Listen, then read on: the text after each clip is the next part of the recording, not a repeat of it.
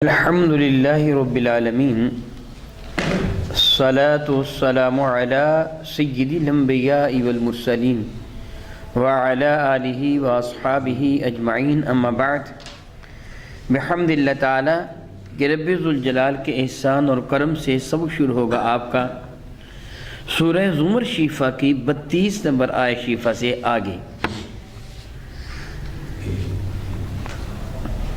اعوذ باللہ من الشیطان الرجیم بسم اللہ الرحمن الرحیم والذی جاء بالصدق وصدق به اولئک هم المتقون۔ والذی وہ ذات بابرکات کہ جاء بالصدق جو سچ لے کر جلوہ گر ہوئی، رسول مرشد رحمت عالم صلی اللہ تعالیٰ علیہ وآلہ وسلم،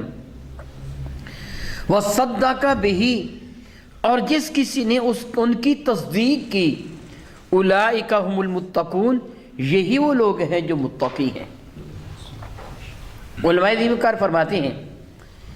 یہ آیہ برکہ میرے کریمہ کا تاجدار اربوجم شفیع معظم رحمت عالم صلی اللہ تعالیٰ علیہ وآلہ وسلم اور تمام اہل ایمان کے لیے ہیں۔ حضور سچ لے کے تشریف لائے اور جس کسی نے سچ کی تصدیق کی وہ متقی ہو گیا، وہ اللہ تعالیٰ سے ڈرنے والا ہو گیا، اپنے آپ کو گناہوں سے بچانے والا ہو گیا، انجام کار اس کا جنت ہے۔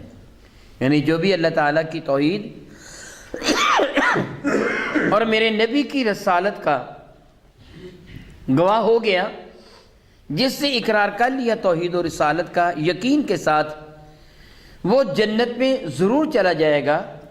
اگرچہ وہ کتنا بھی گناہ گار کیوں نہ ہو،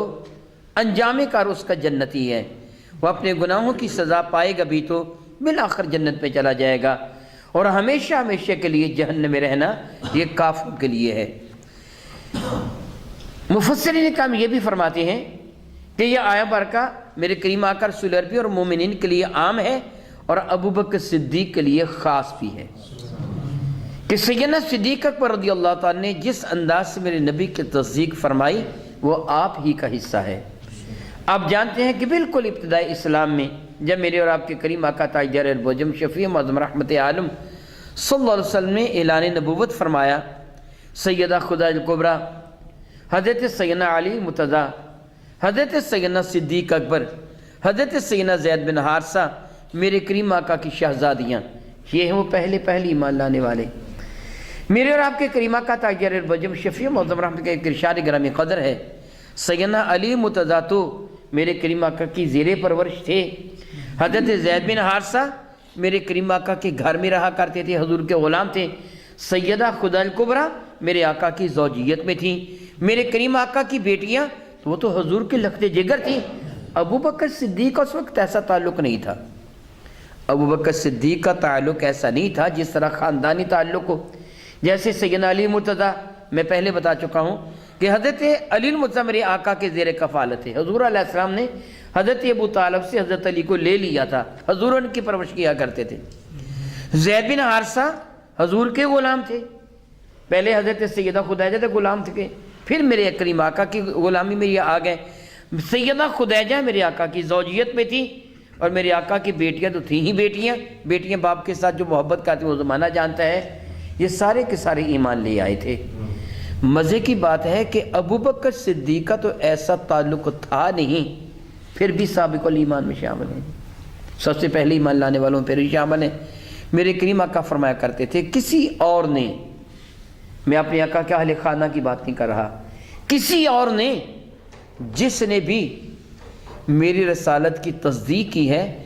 اس نے کچھ نہ کچھ مجھ سے سوال کیا ہے، ابوبکر نے آنکھیں بند کر کے مجھ کو مان لیا۔ ابوبکر نے کوئی سوال کیا ہی نہیں ہے۔ شب معراج میرے اور آپ کے آقا رسول عربی شفیع معظم رحمت عالم صلی اللہ علیہ وسلم نے جب ابو جہل سمیت دیگر کفار مکہ سے یہ فرمایا تھا کہ معراج کے قلیل حصہ میں بیت المقدس گیا، وہاں انبیاء علیہ السلام کی جماعت کروائی، پھر ملکوت السماوات کی سیر کے لیے چلا گیا، جنت و جہنم کو میں نے دیکھا، رب کائنات کی قدرت کے نظاروں کو میں نے بہت قریب سے دیکھا، اور پھر یہ ساری کی ساری سیر کر کے واپس آیا تو اتنا قلیل وقت صرف ہوا تھا کہ جس بستر سے اٹھ کے گیا تو ابھی تک گرم، جس پانی سے وضو کیا ابھی تک بہہ رہا، جو دروازے کو کھولا تھا تو زنجیر محو حرکت، کفار نے تو اچھل کود شروع کر دی تھی۔ ابو جہل لعین ابو بکر صدیق کے دروازے پر پہنچا تھا اور اس نے جا کر کہا تھا، دروازہ کھٹکھٹایا، صدیق باہر نکلے، عمر بن حشام اس کا نام تھا۔ فرمایا عمر خیریت ہے، صبح صبح تو میرے دروازے پر؟ کہنے لگا کہ میں تو اسے ایک سوال کرنے کے لیے آیا ہوں۔ پوچھا کیا؟ ابو جہل کہنے لگا مجھے یہ بتا، اگر کوئی شخص یہ دعویٰ کرے کہ وہ رات کے قلیل حصہ میں حرم کعبہ سے چلا اور بیت المقدس پہنچا، وہاں انبیاء کی امامت، اس کے بعد وہاں سے چلا پہلے دوسرے تیسرے چوتھے پانچویں چھٹے ساتویں آسمانوں کی سیر کرنے کے بعد اس سے جنت کی بھی سیر کی، جہنم کو بھی دیکھا، پھر وہ واپس بھی آ گیا اور وقت اتنا صرف ہوا کہ جس پانی سے وضو کیا تو ابھی تک چل رہا تھا۔ ابو بکر جانتے تھے یہ دعویٰ کون کر سکتا ہے، کس کا دعویٰ ہو سکتا ہے کہ میں آنے واحد میں فلاں سے فلاں جگہ چلا گیا۔ بھائی ہم اس سے سوال فرمایا یہ دعویٰ کون کرتا ہے؟ تو ابو جہل نے سوچا کہ میری بات شاید بن گئی ہے، وہ اقتراح کہنے لگا تیرا یار میرے نبی کا نام لیا، وہ صادق و امین وہ دعویٰ کرتا ہے۔ ابو بکر صدیق نے یہ نہیں کہا کہ اچھا وہ دعویٰ کرتے تو پوچھتا ہوں، یا میں ہو سکتا ہے تو جھوٹ بولتا ہو، انہوں نے کچھ اور کہا ہو تو کچھ اور کہتا ہے، نہیں کچھ نہیں کہا۔ اس سے کہا کہ تیرا یار دعویٰ کرتا ہے، فرمایا کہ اللہ کی عزت کی قسم سچ کہتے ایسے ہی ہوا ہے، ایسے ہی ہوا ہے، جس طرح وہ کہتے ویسے ہی ہوا ہے۔ سبحان اللہ تعالیٰ، تصدیق یوں کی جاتی ہے۔ جو میرے آقا رسول عربی کی شان کو عقل کے پیمانوں میں ماپتا ہے وہ ابو جہل ہوا کرتا ہے، جو آنکھیں بند کر کے یقین لے آتا ہے وہ ابو بکر ہوا کرتا ہے۔ رب ذوالجلال فرماتا ہے والذی جاء بالصدق وصدق بہ، وہ ذات بابرکات جو سچ لے کر جلوہ گر ہوئی، رسول رحمت صلی اللہ علیہ وسلم، وصدق بہ، اور جس نے بھی ان کی تصدیق کی اور قیامت تک کریں گے، اولئک هم المتقون، یہی وہ لوگ ہیں جو متقی ہیں، جو پرہیزگار ہیں۔ لہم ما یشاءون عند ربہم، سبحان اللہ تعالی و بحمدہ، اگر وہ تقوی اور پرہیزگاری میں مقام علیہ حاصل کر لیتے ہیں، اپنے نبی کی فرما برداری وفا شعاری ان کا شیوا ہو جاتا ہے، وہ رب کائنات جل وعلا کی رضا کے مطابق زندگی بسر کرتے ہیں، صحیح معنوں میں وہ متقی بن جاتے ہیں، تو پھر ان کو کیا ملے گا؟ لہم ما یشاءون عند ربہم، لہم ان کے لیے ہوگا ما جو بھی، یشاءون جو ان کی خواہش ہوگی، وہ جو طلب کرتے چلے جائیں گے ان کا رب ان کو عطا فرماتا چلا جائے گا۔ سادہ سے لفظوں میں یوں کہیے، دنیا میں تو اپنے رب کا کہنا مان لے، قیامت کو تیرا رب تیری ہر خواہش کو پورا فرما دے۔ دنیا میں اپنی زندگی اپنے رب کی رضا کے مطابق تو بسر کر دے، قیامت کو تیرا رب تیری رضا کے مطابق تجھ کو عطا فرما دے گا۔ لہم ما یشاءون عند ربہم، ان کے لیے ہر وہ شے ہے جو بھی چاہیں گے ان کے رب کے پاس۔ ذالک جزاء المحسنین، نیکوکاروں کو ایسی ہی جزا دی جاتی ہے، ایسے ہی بدلہ دیا جاتا ہے۔ اللہ رب العزت جل وعلا کسی کے اجر کو ضائع نہیں فرماتا، رب کائنات جل وعلا کسی کی نیکی کو برباد نہیں فرماتا۔ وَمَن يَعْمَلْ مِثْقَالَ ذَرَّةٍ خَيْرًا يَرَهُ، کوئی چیونٹی کے سر کے برابر نیکی کرے گا اللہ تعالیٰ اسے بھی ضائع نہیں فرماتا، قیامت کو اس کا اجر بھی اس کو عطا فرما دے گا۔ فرماتے ہیں یہ اجر یہ ثواب ان متقیوں کو ہے جو نیکوکار ہیں۔ لِيُكَفِّرَ اللَّهُ عَنْهُمْ أَسْوَأَ الَّذِي عَمِلُوا، اللہ اکبر اللہ اکبر اللہ اکبر۔ میرے کریم تیری عزت کی قسم تو بہت ہی کریم ہے، بہت ہی کریم ہے، بہت ہی کریم ہے۔ یہ سب کیوں ہے؟ یہ کیا ہے؟ لِيُكَفِّرَ اللَّهُ عَنْهُمْ أَسْوَأَ الَّذِي عَمِلُوا، یہ اس لیے کہ اللہ تعالیٰ جل وعلا ڈھانپ دے ان کے سارے گناہوں کو جو بھی ان سے سرزد ہو چکا ہے۔ اللہ اکبر اللہ اکبر اللہ اکبر اللہ اکبر۔ گویا رب کائنات جل وعلا کی رحمت پکار پکار کے کہہ رہی ہے، قُلْ يَا عِبَادِيَ الَّذِينَ أَسْرَفُوا عَلَىٰ أَنفُسِهِمْ لَا تَقْنَطُوا مِن رَحْمَةِ اللَّهِ، وہ لوگوں جنہوں نے اپنی جانوں پر ظلم کر لیا ہے، زیادتی کر لی ہے، جو گناہوں کی دلدل میں دھنسے ہوئے ہو، جو گناہوں کے کیچڑ میں لتڑے ہوئے ہو، گناہوں کے پہاڑوں جیسے بوجھ تلے دبے ہوئے ہو، تمام تر کوتاہیوں، غلطیوں، تمام تر گناہوں کے باوجود لا تقنطوا من رحمت اللہ، اپنے رب کی رحمت سے نا امید نہ ہونا، تم کیسے بھی کیوں نہ ہو۔ جو بات میں پہلے عرض کر چکا ہوں، توحید و رسالت پر یقین رکھنے والے ہو، اللہ کی وحدانیت کا انکار نہ کرتے ہو، میرے نبی کی رسالت سے باغی نہ ہو، اللہ کی توحید اور میرے نبی کی رسالت کی گواہی دینے والے ہو، اور پھر تم کتنے بھی بڑے گناہ کر چکو، تمہارے گناہ سطح زمین سے لے کے آسمان دنیا تک کی ساری خلا، ساری فضا کو بھر دیں، بدترین تو مجرم ہو، پھر بھی لا تقنطوا من رحمت اللہ، اللہ کی رحمت سے نا امید نہ ہونا، سچے دل سے توبہ کر لینا، ان اللہ یغفر الذنوب جميعا، اللہ سارے گناہوں کو معاف فرما دے گا، ایک گناہ بھی تیرے دامن میں باقی نہیں رہنے دے گا۔ اور معاف کس انداز سے فرمائے گا؟ حدیث مبارکہ کا مفہوم بنتا ہے، میرے اور آپ کے کریم آقا رب کائنات کے محبوب حضور رسول مرشد رحمت عالم کے ارشاد گرامی قدر کا مفہوم بنتا ہے، رب کائنات جب کسی پہ اپنی شان کریمی کے لائق رحمت نازل فرماتا ہے، اس کے گناہوں کو معاف فرماتا ہے، تو نہ صرف نامہ اعمال سے اس کے گناہوں کو مٹا دیا جاتا ہے، بلکہ فرشتوں کے ذہن سے بھی ان کو محو کر دیا جاتا ہے، فرشتوں کو بھی یاد ہی رہتا کہ اس نے وہ گناہ کیا تھا، وہ گناہ نہیں کیا تھا۔ میرے اور آپ کے کریم آقا رسول عربی شفیع معظم رحمت عالم صلی اللہ علیہ وسلم نے ایک مرتبہ بڑی ہی پیاری مثال ارشاد فرمائی، فرمانے لگے ایک شخص اونٹنی پر سوار اپنی منزل کی جانب رواں دواں تھا، اونٹنی پر اس کا سارے کا سارا مال و متاع، راستے کا جو بھی خرچہ ورچہ، وہاں جا کر جو کچھ کھانا پینا تھا، خرچہ کرنا، سب کچھ اونٹنی پہ لدا ہوا تھا،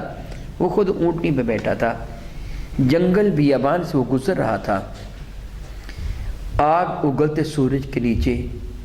وہ چلچلاتی دھوپ میں جا رہا تھا، جنگل میں اسے کوئی درخت نظر آیا، درخت کے نیچے گیا، درخت کا سایہ، وہاں کی ہوا ٹھنڈی سی محسوس ہوئی، اس سے خیال کیا تھوڑا سا سا لیتا ہوں پھر آگے چلوں گا، دوپہر کا وقت ہے، اس درخت کے نیچے بیٹھ گیا، چونکہ زیادہ دیر تک ٹھہرنے کو اس کا پروگرام تھا نہیں، اس لیے اس نے اونٹنی کو نہ تو باندھا، نہ بٹھایا، نہ اس کا سامان اتارا،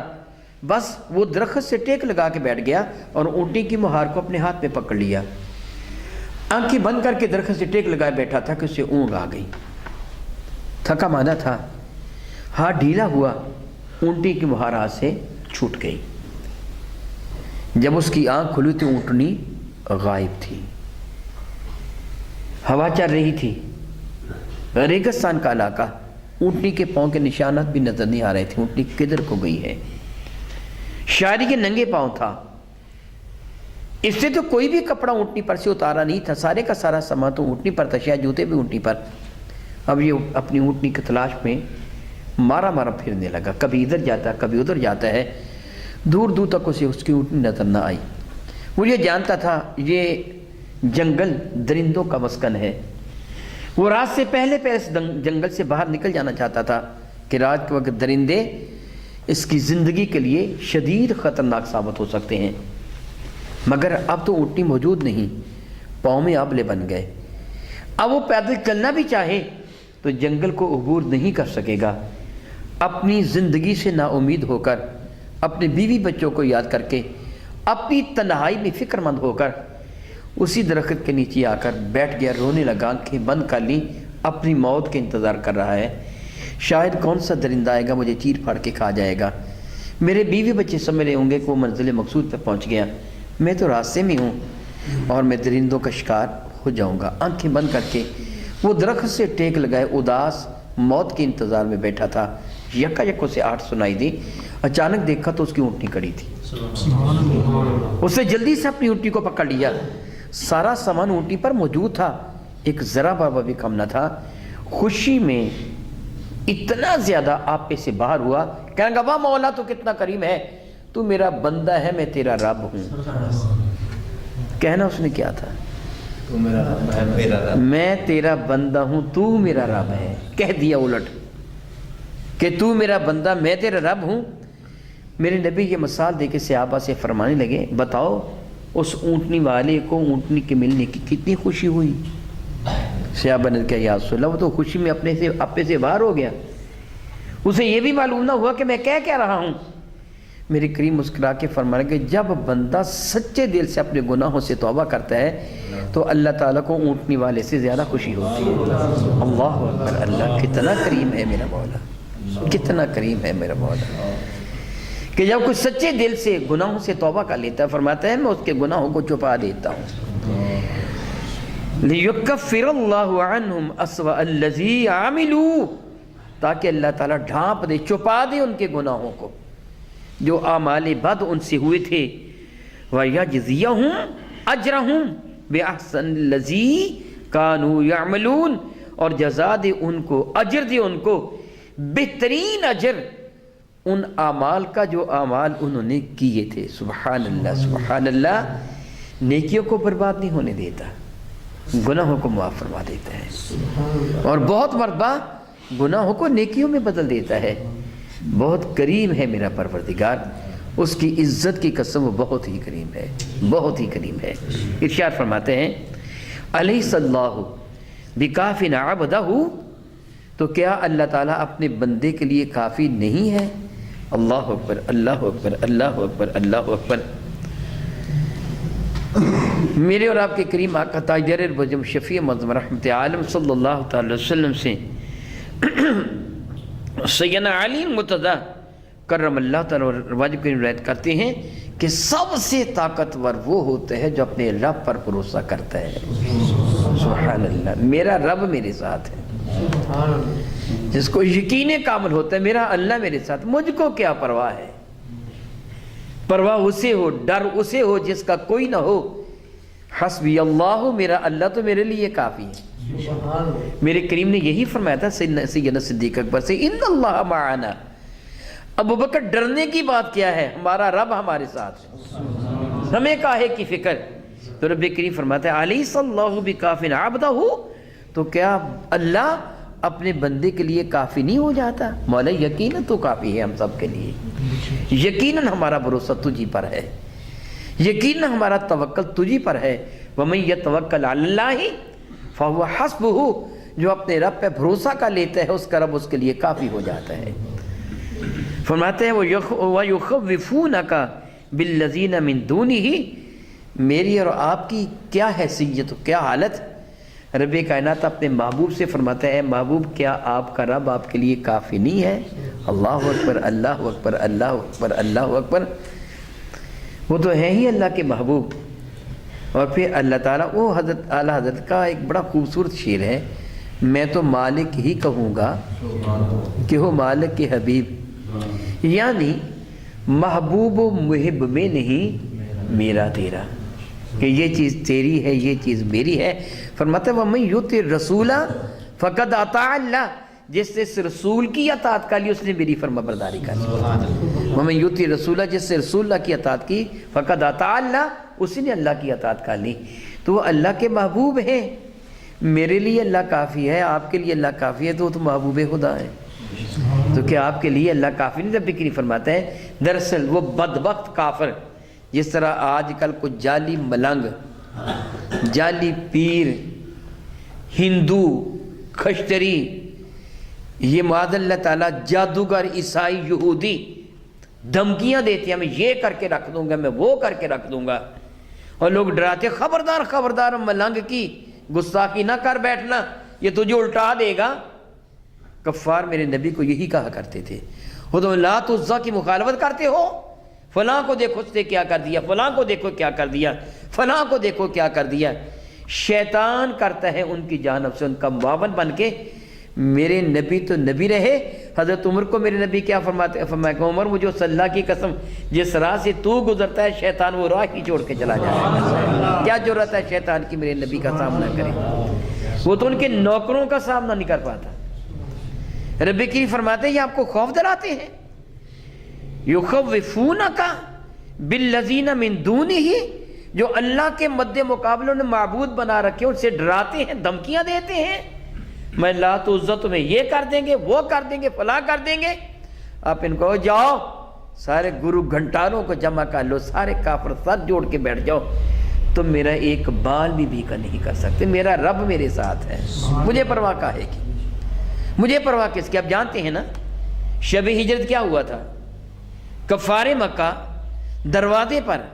ننگی تلواریں لیے کھڑے ہیں، رب کائنات کی جانب سے حکم ہوتا محبوب مکرم علیہ السلام ہجرت کے لیے تشریف لے جائیے، بغیر ہچکچاہٹ کے میرے کریم آقا نے دروازہ کھولا، باہر نکلے، سامنے کافر کھڑے ہیں، ننگی تلواریں لیے کھڑے ہیں، میرے کریم اپنے پاس ڈال تو نہیں لے کے نکلے، تنہا تھے نا، علی المرتضیٰ تو اندر لیٹے ہوئے ہیں، ابو بکر اپنے گھر میں ہیں، سیدنا علی مرزا کو چارپائی پہ لٹا دیا، صدیق اکبر کے گھر تنے تنہا ہیں، ہاتھ میں کچھ بھی نہیں ہے، کوئی ڈنڈا نہیں ہے، کوئی خنجر نہیں ہے، کوئی تلوار نہیں ہے، کوئی نیزہ نہیں، کچھ بھی نہیں ہے، ایسے ہی باہر نکلے،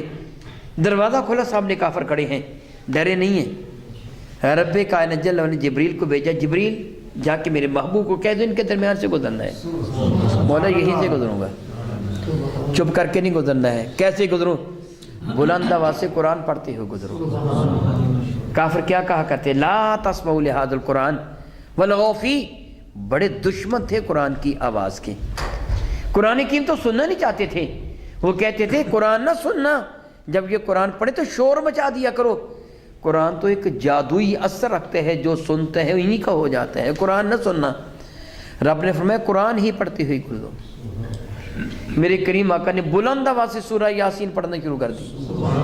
ان کے درمیان سے گزرنے لگے، جبریل پھر حاضر ہو گیا، یوں بھی نہیں، جبریل میرا رب کیا فرماتے ہیں؟ عرض کیا ربی کریم فرماتے ہیں مٹی اٹھائیں، ان بدبختوں کے سروں میں ڈال کے جائیں، ایک ایک کو ہلا کے جائیں، بتائیں میں جا رہا ہوں، روکو جس کی جرت ہے میرے، میں جا رہا ہوں۔ نبی کی فرماتا واللہ یعصمک عن الناس،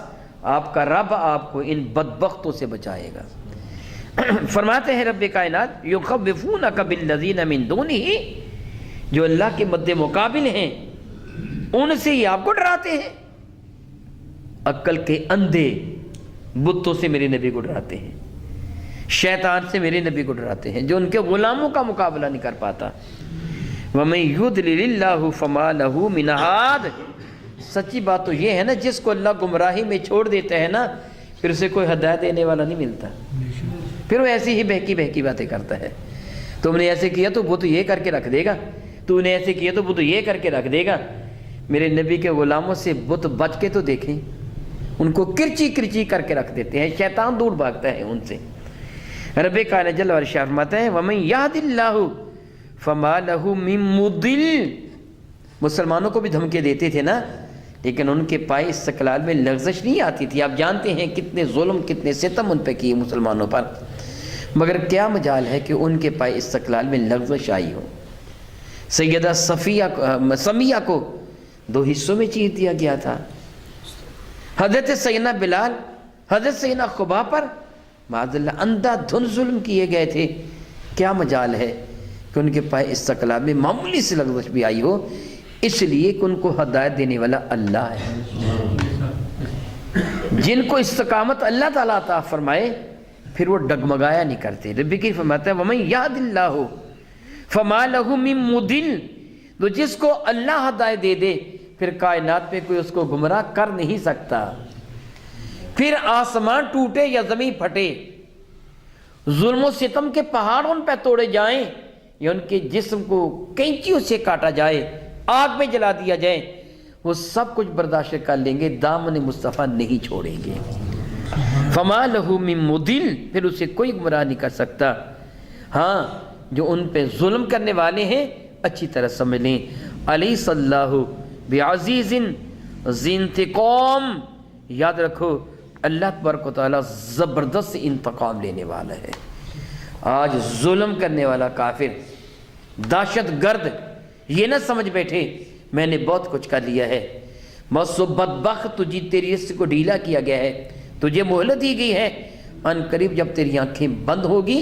حقیقت حال کھل کر تیرے سامنے آ جائے گی، پھر جو تیرا حشر ہوگا الحفیظ و الامان، العیاذ باللہ تعالیٰ ثم العیاذ باللہ تعالیٰ۔ سبحان اللہ، اللہ اپنے محبوب بندوں کا انتقام لیتا ہے، اللہ اپنے محبوب بندوں کا انتقام لیتا ہے۔ فرماتے ہیں الیس اللہ بعزیز ذی انتقام، تو کیا اللہ تعالیٰ جل وعلا زبردست انتقام لینے والا نہیں ہے؟ اللہ یعوذ باللہ تعالیٰ، پھر جس سے رب انتقام لے وہ بچ کیسے سکے گا؟ اللہ یعوذ باللہ تعالیٰ، او کما قال اللہ تبارک و تعالی، واللہ تعالی اعلم باسرار کتابہ۔